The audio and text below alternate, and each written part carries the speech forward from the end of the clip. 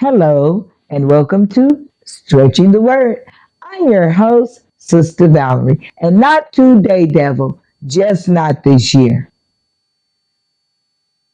We're still doing that countdown. It's getting closer and closer till that day that the world acknowledges as Thanksgiving Day. But you and I know that every day is a Thanksgiving Day.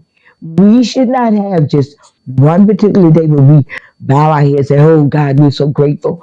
But we should do that every day.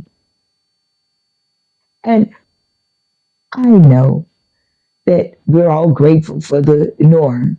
But today, I want to say I am grateful for grace and mercy.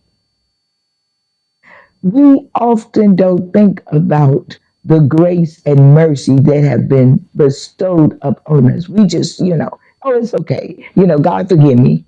But yes, but outside of God forgives me, what else is there? Let's talk about grace. Grace is something that only God can give you. It's a special thing because He's a special person and He's the only one that has grace that can be extended and He gives it to everybody. He doesn't sit there and say, oh, well, you get grace and you get grace. Oh, no, you don't get grace because He has no respect to person when it comes to passing out the grace. And this is something that none of us, absolutely none of us, deserves. But because He is a kind and a loving God, He gives us grace. And in Matthew 5 and 45, it shows that He gives everybody grace. Why? Because in that particular scripture, it says what? It says that He reigns on the just as well as the unjust. So it's not like, oh yeah, well, you know how the children, when they're young, and some of them, oh, I got to be good. I got to be good so Santa bring me something. No, we can't be good enough to obtain grace. It's just the lovingness, the consideration, all of the kindness of God that He just bestows upon. Because He said the just as well as the unjust. So I'm grateful for grace. It's something to just stop and think about. We just fly over, quote unquote, the little unseen things. And then we talk about mercy. Well, now, we know that human beings can have mercy as well as God can have mercy.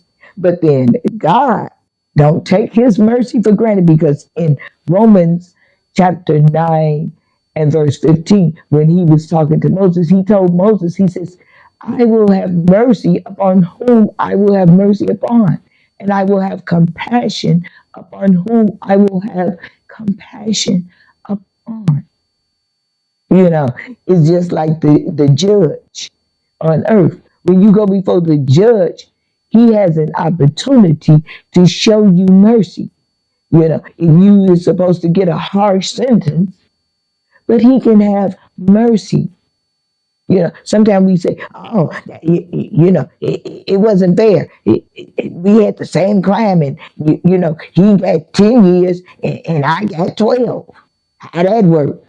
That was because the judge had mercy upon whom he would.